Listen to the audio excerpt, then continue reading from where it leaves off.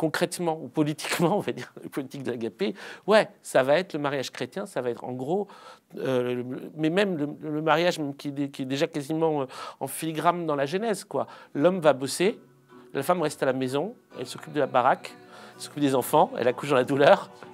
Et pour compenser, il a fallu créer ce truc d'amour courtois, et ce truc d'amour chevaleresque, et ce truc d'amour des troubadours. Cet amour courtois, on le fait remonter au XIIe siècle. C'est ça, XIe, XIIe siècle. C'est là où on a une traduction, une première traduction de Tristan et Iseult, hein, sous forme littéraire, par un troubadour. Et ces troubadours et trouvères, on les fait venir d'Occitanie.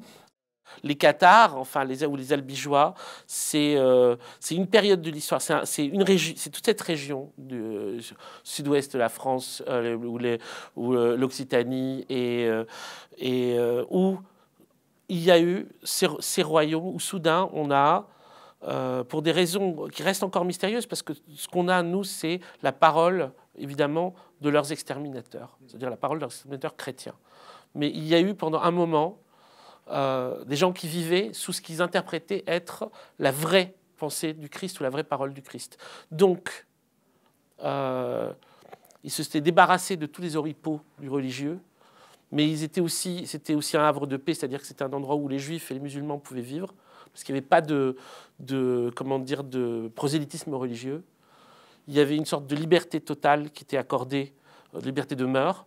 Il y avait une égalité homme-femme réalisée. Et c'était aussi des végétariens. Donc c'est dire à quel point comme c'était la lutte. Et aussi, ah oui, il y avait aussi un truc important. On les considère aussi comme des précommunistes parce que la terre appartenait à celui qui la cultivait. Bon, tout ça, ça en fait des gens extraordinaires, évidemment. Et en fait, bon, ils ont été juste exterminés. C'est une boucherie totale. Ils ont été exterminés, femmes, enfants, vieillards, tout le monde. La phrase célèbre, c'est celle de Simon de Montfort, c'est « tuez-les tous, Dieu reconnaîtra les siens ».